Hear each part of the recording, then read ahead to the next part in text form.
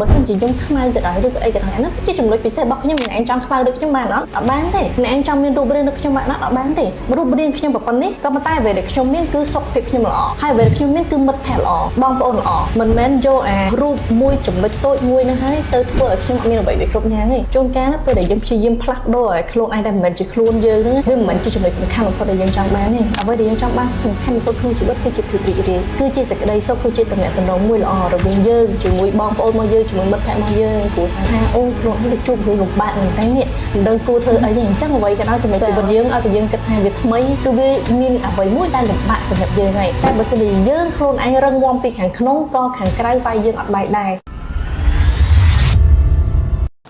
ជំរាបសួរអ្នកទាំងអស់គ្នា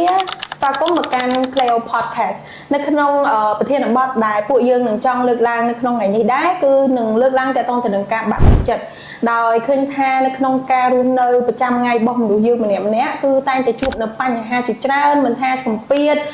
ការខកចិត្តឬការដែលយើងទទួលរងនៅបញ្ហាផ្សេងនៅក្នុងជីវិតទេដែលបញ្ហានោះវាអាចជាបញ្ហាគ្រួសារបញ្ហាហិរញ្ញវត្ថុបញ្ហាសង្គមឬក៏បញ្ហាស្នេហាផ្សេងដែលអាកត្តាទាំងអស់នឹងហើយវាធ្វើឲ្យជះឥទ្ធិពលដល់ផ្លូវចិត្តរបស់ពួកគាត់ដោយដែលយើងបានឃើញតាមបណ្ដាសង្គមផ្សេងដែលមានអ្នកសម្លាប់ខ្លួនឬក៏មានវិបត្តិផ្លូវចិត្តអីផ្សេងហ្នឹងអញ្ចឹងនៅក្នុងថ្ងៃនេះដែរគឺពួកយើងនឹងមានវាគ្មិនកិត្តិយសមួយរូបដែលនឹងមកធ្វើការចែករំលែកនិងពិភាក្សាជុំវិញប្រធានបទមួយនេះនោះគឺបងស្រីឈួនច័ន្ទធីតាចេះសយុនចាជំរាបសួរបងជំរាបសួរចាសុខសប្បាយបងសុខសប្បាយអូនចាបងអញ្ចឹងនៅក្នុងថ្ងៃនេះដែរខ្ញុំនឹងមានសំណួរខ្លះចង់សាកសួរទៅកាន់បងដែលឃើញថាភាគច្រើនមាតិការបស់បងគឺផ្ដោតទៅលើការអប់រំក៏ដូចជាការលើកទឹកចិត្តអីផ្សេងហើយអ្វីដែលពិសេសជាងនេះទៅទៀតនោះគឺបងក៏ជាអ្នកនិពន្ធមួយរូបដែលបានចេញសៀវភៅតាក់ទងទៅនឹងការលើកទឹកចិត្តការអប់រំធ្វើឲ្យផ្លូវចិត្តរឹងមាំចាហើយខ្ញុំខ្លួនឯងផ្ទាល់ក៏បានអានសៀវភៅរបស់បងចប់ដូចគ្នាដូច background នៅខាងក្រោយនឹងអញ្ចឹងគឺជាសៀវភៅរបស់គាត់ផ្ទាល់ហ្មងអ្នកទាំងអស់គ្នាអញ្ចឹងសំណួរទី1ដែលខ្ញុំចង់សួរទៅកាន់បងនោះគឺតើបងគិតថាផ្លូវចិត្តរបស់មនុស្សយើងម្នាក់សំខាន់ខ្លាំងប៉ុណ្ណាដែរនៅក្នុងការរស់នៅបងចាតាមពិតទៅកត្តាផ្លូវចិត្តគឺដូចជាកត្តាផ្លូវកាយអញ្ចឹងសម្រាប់ជីវិតយើងម្នាក់វាត្រូវការទាំងផ្លូវកាយហើយជាមួយផ្លូវចិត្តដើម្បីឲ្យយើងអាចដំណើរការទៅមុខបានអញ្ចឹងរាងកាយរបស់យើងវាប្រៀបដូចជាម៉ាស៊ីនអញ្ចឹងហើយផ្លូវចិត្តរបស់យើងគឺវាប្រៀបដូចជាប្រេងកាលណាបើសិនជាប្រេងល្អឆេះទៅមុខកាន់តែខ្លាំងម៉ាស៊ីនរបស់យើងក៏អាចដំណើរការបានកាន់តែល្អប្រសើរដែរតែបើសិនជាប្រេងរបស់យើងអត់ល្អទេយើងខ្សោះប្រេងទេម៉ាស៊ីនរបស់យើងក៏វាខូចខាតទៅតាមដូចគ្នាវាទៅមុខក៏អត់បានយូរអង្វែងដូចគ្នាដែរអញ្ចឹងកត្តាផ្លូវចិត្តរបស់យើងគឺសំខាន់ដូចគ្នាគឺត្រូវតែមានទាំងរាងកាយល្អត្រូវការទាំងមានទាំងផ្លូវចិត្តល្អដូចគ្នាទើបយើងអាចរស់នៅបានអាចប្រកបគ្នាបានដោយសប្បាយចិត្តហើយនឹងបានការងារល្អដូចគ្នាអញ្ចឹងសរុបមកវិញដូចដែលបងបានជំរាបពាក់ព័ន្ធជាមួយនឹងបញ្ហាផ្លូវចិត្តហ្នឹងគឺសំខាន់ខ្លាំងមែនទែនចំពោះជីវិតរបស់មនុស្សយើងពីព្រោះថាបើសិនជាអានឹងយើងទន់ខ្សោយអានឹងយើងពិបាកអីក៏វាអត់រស់ហ្នឹងការទៅតាមចាអញ្ចឹងក៏វាអត់ល្អទៅតាមនឹងដូចគ្នាអញ្ចឹងយើងគួរតែសិក្សាយើងគួរតែថែរក្សាផ្លូវចិត្តរបស់យើងឲ្យបានល្អសម្រាប់ការរស់នៅរបស់យើងចាបងអរគុណច្រើនចំពោះចម្លើយអញ្ចឹងខ្ញុំនឹងបន្តក្នុងការសួរបងមួយសំណួរទៀតអញ្ចឹងសំណួរទី2ដែលខ្ញុំចង់សួរទៅកាន់បងឆ្លងកាត់ទៅតាមបទពិសោធន៍ជាច្រើននៅក្នុងជីវិតរបស់បងតើបងធ្លាប់ជួបបញ្ហាបាក់ទឹកចិត្តនេះពីមុនមកដែរឬក៏អត់បងសម្រាប់បទពិសោធន៍ខ្ញុំជាក់ស្ដែងខ្ញុំគិតថានៅក្នុងជីវិតរបស់មនុស្សយើងម្នាក់វាប្រកបជាយ៉ាងហោចណាស់ម្ដងដែលយើងធ្លាប់ជួបជាមួយនឹងបញ្ហាបាក់ទឹកចិត្តឬក៏ stress ខ្លាំងជាដើមដែលយើងមិននិយាយអំពីជាជំងឺតែម្ដងទេប៉ុន្តែវាជាការបាក់ទឹកចិត្តមួយដែលយើងបាក់ស្បាតយើង stress ខ្លាំងឬក៏យើងអត់មានទំនុកចិត្តលើខ្លួនឯងមិនហ៊ាននៅក្នុងការធ្វើកិច្ចការផ្សេងហើយខ្លាចមានអារម្មណ៍អវិជ្ជមាននៅក្នុងខ្លួនច្រើនចាខ្ញុំគិតថាចំណុចហ្នឹងអ្នកមនុស្សច្រើនណាស់ដែលជួបបញ្ហាហ្នឹងហើយខ្ញុំគាត់អញក៏ធ្លាប់ជួបដូចគ្នាដែរតែពេលខ្លះយើងជួបតាំងពីជំនាន់ណានៃមកតាំងពីនៅក្មេងតាំងអីតែយើងមិនទាន់ដឹងថាជំនាន់ហ្នឹងគេហៅថាការបាក់ទឹកចិត្តណាចាអញ្ចឹងទៅអ្វីដែលយើងដឹងគាត់ឲ្យយើងដឹងថាពី ពីក្មេងមកយើងខ្លាចគេយើងអត់ហ៊ាននៅក្នុងការប្រឈមមុខមួយអ្នកដទៃអត់ហ៊ាននិយាយជាមួយគេអត់ហ៊ានចូលទៅក្នុងសង្គមគិតតែនៅម្នាក់ឯងនៅក្រោយខ្នងប៉ាម៉ាក់នៅក្រោយខ្នងបងត្រូវតែកាន់ដៃអ្នកណាម្នាក់ចង់ទៅណាមួយចង់ធ្វើអីមួយតើតែមានមនុស្សម្នាក់មកជួយយើងមកធ្វើឲ្យយើងទើបយើងអាចធ្វើរឿងនឹងទៅកើតហើយអត់ដែលគិតថាខ្លួនឯងមានតម្លៃទេតែគិតថាខ្លួនឯងស្ថិតនៅក្នុងកន្លែងមួយដែលគ្មានអ្នកណាមើលឃើញកន្លែងដែលអន់កន្លែងដែលនិយាយទៅគឺដូចពិបាកចូលនៅក្នុងកែវភ្នែករបស់អ្នកដទៃហ្មងចាបងធ្លាប់មានអារម្មណ៍បែបហ្នឹងចាបងអញ្ចឹងមានន័យថាពីមុនបងធ្លាប់មានដែរប៉ុន្តែគាត់ថាអត់ដឹងពីនិយមន័យនៃថាអូអានឹងវាជាជាការបាក់ទឹកចិត្តឬក៏អត់ប៉ុន្តែធ្លាប់មានអារម្មណ៍បែបហ្នឹងរហូតមកដល់ពេលហ្នឹងបាទយើងដឹងថាអូតាមពិតទៅអានឹងវាជាអារម្មណ៍មួយដែលយើងធ្លាប់ជួបដាក់ដូចគ្នាគាត់ថាយើងអាចផ្ដល់និយមន័យឲ្យវាបានការពីកន្លងមកអញ្ចឹងណាចាអញ្ចឹងចំពោះពេលហ្នឹងបងអាចយកឈ្នះវាដោយវិធីសាស្ត្រណាដែរបងចំពោះបងផ្ទាល់ណាបើសម្រាប់ខ្ញុំវិញតាមពិតទៅអានេះវាកើតឡើងវាយូរមកហើយអញ្ចឹងបើឲ្យយើងចាប់ផ្ដើមមកភ្លាមយើងចង់ដោះស្រាយវាភ្លាមឲ្យវាចេញភ្លាមហ្មងវាអត់កើតទេវាត្រូវការពេលវេលាដូចគ្នាបើសិនជាថាអូខេរឿងមួយហ្នឹងវាធ្វើឲ្យយើងប៉ះពាល់ផ្លូវចិត្តហើយយើងបាក់យកចង់ធ្វើអីទាំងអស់តែវាក៏ត្រូវការឲ្យយើងកសាងផ្លូវចិត្តរបស់យើងឡើងវិញចាប់ផ្ដើមមើលពិភពលោកនៅក្នុងផ្លូវល្អឡើងវិញទើបអាចឲ្យយើងមានកម្លាំងចិត្តទៅមុខបន្តទៀតហើយតាមបទពិសោធន៍របស់ខ្ញុំអ្វីដែលខ្ញុំអាចដោះស្រាយបានតាមរយៈការអានសៀវភៅដូចជាការសមាធិហើយស្វែងយល់អំពីចំណុចខ្លាំងនិងចំណុចខ្សោយរបស់ខ្លួនឯងអ្នកណាក៏មានដែរចំណុចខ្សោយមិនអត់ទេព្រោះមនុស្សយើងគឺអត់ល្អឥតខ្ចោះទេក៏ប៉ុន្តែយើងត្រូវដឹងថាចំណុចខ្សោយទាំងអស់គឺសុទ្ធតែអាចដុសខាត់បានជានិច្ចហើយរាល់ចំណុចខ្លាំងរបស់យើងគឺយើងអាចធ្វើវាឲ្យកាន់តែខ្លាំងក្លាបានហើយនៅពេលដែលយើងធ្វើរឿងអីមួយហើយយើងមានអារម្មណ៍ថាអ្នកដទៃអត់យល់ពីយើងធ្វើអត់បានល្អយើងធ្វើទៀតរឿងខ្លះមិនមែនថាចាប់ផ្ដើមភ្លាមវាត្រូវតែបានល្អទេវាត្រូវការយើងធ្វើឲ្យយើងបង្កកំហុសសិនទើបយើងអាចដឹងថាអ្វីត្រូវអ្វីខុសយើងអាចកែប្រែនៅកំហុសរបស់យើងបន្ទាប់មកទើបយើងអាចរកឃើញអ្វីដែលត្រូវបានហើយសភៅមួយដែលអាចជួយខ្ញុំដោះស្រាយនៅក្នុងបញ្ហាផ្លូវចិត្តនឹងច្រើនជាងគេនោះគឺសភៅផ្នែកកំណត់សភៅ mindset របស់លោកស្រី Madot Carol Esdevec ដែលគាត់និយាយអំពី fixed mindset និង growth mindset ហ្នឹងពេលអានសភៅនោះហើយតើខ្ញុំដឹងថាអូតាមពិតខ្ញុំមានផ្នែកកំណត់ទេខ្ញុំមាន fixed mindset តាយើងមើលឃើញអីទាំងអស់គឺសុទ្ធតែជាឧបសគ្គហើយយើងអត់ឲ្យតម្លៃខ្លួនឯងទេដូចគេនិយាយថានៅក្នុង fixed mindset ហ្នឹងយើងអត់អាចវាតម្លៃខ្លួនឯងត្រូវទេបើយើងមិនមើលងាយខ្លួនឯងទេគឺយើងអំនួតនឹងខ្លួនឯងជ្រុលហើយសម្រាប់ខ្ញុំឬក៏អ្នកបាក់ទឹកចិត្តផ្សេងទៀតជាច្រើនហ្នឹងភាគច្រើនតែម្ដងគឺមើលងាយខ្លួនឯងមើលឃើញខ្លួនឯងសមត្ថភាពទាបជាងការពិតចាដល់ពេលអញ្ចឹងទៅធ្វើឲ្យខ្លួនឯងអត់ឲ្យតម្លៃលើខ្លួនឯងហើយអត់ស្រឡាញ់ខ្លួនឯងទេហើយនឹងមួយទៀតហ្នឹងគឺសភៅពីរក្បាលទៀតទី1គឺ The Mastery of Love តែធ្វើឲ្យយើងចេះស្រឡាញ់ខ្លួនឯងយល់ពីតម្លៃខ្លួនឯងហើយទី3នោះគឺសភៅ The Four Agreement របស់លោក Domingos ដូចគ្នាដែលសភៅហ្នឹងនិយាយអំពីគុំយកអាពាក្យសម្ដីរបស់អ្នកដទៃយកមកទុកក្នុងចិត្តយើងណាចាជួនកាលគេធ្វើអញ្ចឹងដាក់យើងមិនមែនមកពីយើងទេគឺមកពីគាត់ខ្លួនឯងទេហើយមិនមែនរាល់ពាក្យសម្ដីរបស់អ្នកដទៃនោះគឺសុទ្ធតែបង្ហាញថាយើងគឺជាមនុស្សបែបហ្នឹងទេចាបងវាគ្រាន់តែការឡើងតាមរយៈការយល់ឃើញរបស់ពួកគាត់បើសិនជាសកម្មភាពរបស់យើងធ្វើទៅអត់ល្អយើងត្រូវកែប្រែឡើងវិញអ្នកឯងធ្វើអញ្ចឹងអត់ត្រូវទេអញ្ចឹងអាហ្នឹងពាក្យរិះគន់នេះយើងអាចកែប្រែមកវិញអញ្ចឹងរឿងនេះវាលែងមានជាបញ្ហាតែបើគេថាយើងខ្មៅឬក៏អីដែលយើងមិនអាចដោះស្រាយឲ្យអស់នោះបានវាមិនមែនជាចំណុចមួយដែលយើងអាចទៅធ្វើឲ្យខ្លួនឯងខ្លាចទៅជាបបកញ្ញាឬក៏អីបានឯណាអញ្ចឹងយើងត្រូវទទួលស្គាល់ខ្លួនឯងចាបើសិនជាខ្ញុំខ្មៅក៏ដោយឬក៏អីក៏ដោយអានោះជាចំណុចពិសេសរបស់ខ្ញុំម្នាក់ឯងចង់ខ្មៅដូចខ្ញុំបានអត់បានទេអ្នកឯងចង់មានរូបរាងដូចខ្ញុំបានអត់បានទេរូបរាងខ្ញុំប៉ុណ្ណេះក៏ប៉ុន្តែអ្វីដែលខ្ញុំមានគឺសុខភាពខ្ញុំល្អហើយអ្វីដែលខ្ញុំមានគឺមិត្តភ័ក្តិល្អបងប្អូនល្អមិនមែនយកអារូបមួយចំណុចតូចមួយហ្នឹងហើយទៅធ្វើឲ្យខ្ញុំអត់មានអ្វីវាគ្រប់យ៉ាងទេជួនកាលពេលដែលយើងព្យាយាមផ្លាស់ប្ដូរឲ្យខ្លួនឯងតែមិនមែនជាខ្លួនយើងហ្នឹងវាមិនមែនជាចំណុចសំខាន់បំផុតដែលយើងចង់បានទេអ្វីដែលយើងចង់បានសំខាន់បំផុតក្នុងជីវិតគឺជាភាពរីករាយ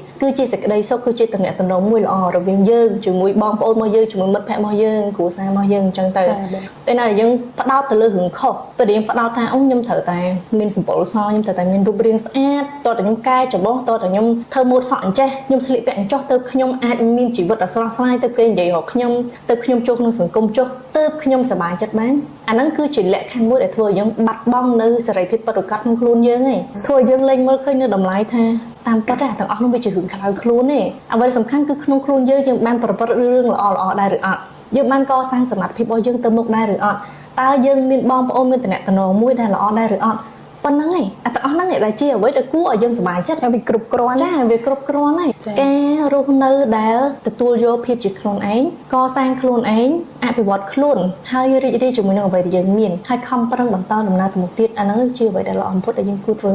ចាបងអរគុណច្រើនតកតងទៅនឹងក្បោះក្បាយមែនតើពាក់ព័ន្ធជាមួយនឹងសំណួរមួយនេះហើយខ្ញុំក៏ឃើញថាបងលើកឡើងពាក់ព័ន្ធជាមួយនឹងការអានសភៅដូចដែលបងបានលើកឡើងអញ្ចឹងហើយខ្ញុំចង់បញ្ជ្រាបនៅបទពិសោធន៍របស់ខ្ញុំផ្ទាល់ខ្លះពាក់ព័ន្ធជាមួយនឹងការអានសភៅរបស់ខ្ញុំជាក់ស្ដែងការមុនហ្នឹងគឺខ្ញុំបាន mention ដែរថាខ្ញុំក៏ជាអ្នកអានសភៅរបស់បងដូចគ្នាដែលសភៅដែលខ្ញុំបានអានហើយជួយខ្ញុំហ្មងមុនគេហ្មងគឺសភៅអង្គអាចដោយសារតែសភៅហ្នឹងគឺជាសភៅបែបលើកទឹកចិត្តហើយរបៀបថាពេលហ្នឹងខ្ញុំជួបបញ្ហារបៀបថាអត់សប្បាយចិត្តអីអញ្ចឹងទៅគឺខ្ញុំបានអានតែប៉ុន្តែជាក់ស្ដែងសភៅហ្នឹងខ្ញុំបានអានរួចរាល់ហើយខ្ញុំដឹងពីសភៅហ្នឹងរួចរាល់ហើយប៉ុន្តែនៅពេលដែលខ្ញុំពិបាកចិត្តដែលខ្ញុំគិតថាផ្លូវចិត្តរបស់ខ្ញុំវារៀងទន់ខ្សោយខ្ញុំទៅជ្រើសរើសសភៅហ្នឹងអានម្ដងទៀតឲ្យត្រូវជាមួយនឹងបញ្ហាដែលខ្ញុំកំពុងតែជួបហ្នឹងចាអញ្ចឹងនៅពេលដែលអានទៅវាមិនអាចជួយឲ្យខ្ញុំ 100% ហ្មងឲ្យជាសះស្បើយភ្លាមទេប៉ុន្តែអ្វីដែលអាចជួយឲ្យខ្ញុំបានហ្នឹងគឺធ្វើឲ្យផ្លូវចិត្តរបស់ខ្ញុំប្រសើរឡើងហ្នឹងហើយនៅពេលដែលផ្លូវចិត្តរបស់ខ្ញុំប្រសើរឡើងអញ្ចឹងទៅគឺខ្ញុំអាចមានថាបំពេញការងាររបស់យើងទៅមុខទៀតអញ្ចឹងណាហ្នឹងហើយទៅពេលដែលផ្លូវចិត្តយើងកាន់តែទន់ខ្សោយទៅអីក៏លែងចង់ធ្វើដែរចង់តែនៅម្នាក់ឯងអង្គុយសែតអីអញ្ចឹងទៅដល់ពេលដែលផ្លូវចិត្តរបស់យើងរឹងមាំហើយជួយយើងបានច្រើនហ្នឹងហើយអ្នកទាំងអស់គ្នាសភៅអង្គអាចដែលខ្ញុំ mention ហ្នឹងណាគឺវាត្រូវសម្រាប់អ្នកដែលគាត់មានជីវិតបាក់ទឹកចិត្តអីផ្សេងគួរជ្រើសរើសយកទៅអានដោយសារតែបទពិសោធន៍របស់ខ្ញុំផ្ទាល់គឺងាយស្រួលអានមែនតើហើយអ្វីដែលពិសេសជាងនេះទៅទៀតគឺបងស្រីគាត់ជាជនជាតិខ្មែរអញ្ចឹងទៅពេលដែលការបកស្រាយអីផ្សេងបរិបទនៅខាងក្នុងហ្នឹងក៏បែបខ្មែរដូចគ្នាអញ្ចឹងយើងងាយស្រួលនៅក្នុងការយកអាចចំណុចទាំងអស់ហ្នឹងយកទៅអនុវត្តប្រចាំថ្ងៃដែលពេលដែលយើងកំពុងតែជួបបញ្ហាហ្នឹងអញ្ចឹងណាចាអានេះគឺជាអ្វីដែលខ្ញុំចង់ចែករំលែកខ្លះនៅក្នុងនឹងបទពិសោធន៍របស់ខ្ញុំនៅក្នុងការអានសភៅដែរអញ្ចឹងចូលទៅដល់សំណួរបន្តទៀតដែលជាសំណួរចុងក្រោយខ្ញុំចង់សួរទៅកាន់បងស្រីថាតើបងអាចផ្ដល់សារមួយទៅកាន់បងដែលគាត់កំពុងតែជួបបញ្ហាបាក់ទឹកចិត្តឬក៏ស្មុគស្មាញនៅក្នុងជីវិតនឹងបានអត់បងចាសំណួរនេះគឺល្អមែនតើហើយតកតងជាមួយនឹងអ្នកដែលគាត់មានបញ្ហាផ្លូវចិត្តចាបងបើសិនជាគិតថាខ្លួនឯងមានបញ្ហាផ្លូវចិត្តខ្លាំងហើយពិបាកហើយយូរមកហើយអ្នកទាំងនេះគួរតែទៅប្រឹក្សាជាមួយនឹងពេទ្យទៅប្រឹក្សាជាមួយនឹងអ្នកពិគ្រោះបញ្ហាផ្លូវចិត្តតែម្ដងហើយកុំគិតថាវាជារឿងមួយដែលវាចម្លែកឬក៏វាគួរឲ្យខ្មាស់អត់ទេគឺរឿងនេះកើតឡើងទូទាំងពិភពលោកតែម្ដងទៅណាក៏មានអ្នកបាក់ទឹកចិត្តដែរហើយជំងឺផ្លូវចិត្តហ្នឹងជំងឺតាក់ទងជាមួយនឹងការធ្លាក់ទឹកចិត្តហ្នឹងគឺជាជំងឺដែលមនុស្សយើងអាចនឹងជួបប្រទះនៅពេលណាមួយឬក៏នរណាម្នាក់អាចនឹងជួបប្រទះក៏យើងអត់ដឹងដែរអញ្ចឹងពេលដែលយើងទៅយើងជួបជាមួយនឹងគ្រូពេទ្យគឺគេឲ្យថ្នាំឬក៏គេប្រឹក្សាជាមួយយើងវាជួយយើងបានច្រើនមែនតើចានេះគឺជាផ្នែកមួយបើសិនជាពួកគាត់ជួបបញ្ហាខ្លាំងតែបើសិនជាគាត់គ្រាន់តែថាបាក់ទឹកចិត្តតាមរយៈស្ថានភាពណាមួយនៅថាគាត់បាក់ចិត្ត stress ច្រើនអីច្រើនហ្នឹងពួកគាត់អាចធ្វើបានតាមរយៈការអានសៀវភៅលើកទឹកចិត្តល្អឬក៏ការសមាធិជាដើមហើយមួយទៀតនោះគឺការដាក់ឲ្យខ្លួនឯងនៅក្នុងបរិស្ថានមួយដែលវិជ្ជមានឧទាហរណ៍ថាជាការស្ដាប់តន្ត្រីមើលវីដេអូណាដែលវិជ្ជមានលើកទឹកចិត្តស្ដាប់តន្ត្រីណាដែលមានលក្ខណៈថាពាក្យពេចន៍លើកទឹកចិត្តច្រើនមិនមែនថាស្មុគស្មាញស្ដាប់ហើយចង់ទៅពិបាកចិត្តចង់ទៅអង្គុយម្នាក់ឯងវាមានបទចម្រៀងខ្លះដែរអញ្ចឹងអ្នកនរគ្នាអញ្ចឹងនេះក៏ជាផ្នែកមួយដែរហើយមួយទៀតនិយាយជាមួយនរណាដែលពួកគាត់ជួយលើកទឹកចិត្តឬក៏ពួកគាត់វិជ្ជមានពីព្រោះអ្នកខ្លះពេលដែលយើងមានអារម្មណ៍ល្មមវិជ្ជមានធម្មតាហ្នឹងក៏យើងទៅអង្គុយក្បែរគាត់គឺគាត់ទាញឲ្យយើងអវិជ្ជមានហ្នឹងភ្លាមតែម្ដងអញ្ចឹងបើសិនជាយើងនៅក្នុងបណ្ដុំជាមួយនឹងមនុស្សដែលគាត់អវិជ្ជមានច្រើនពេកក៏យើងពិបាកនៅក្នុងការជួយឲ្យខ្លួនឯងវិជ្ជមានដែរស្វែងរកនរណាម្នាក់ឬក៏ជាច្រើនអ្នកបើបានកាន់តែច្រើនកាន់តែល្អនៅជាមួយពួកគាត់ហើយដែលពួកគាត់អាចជា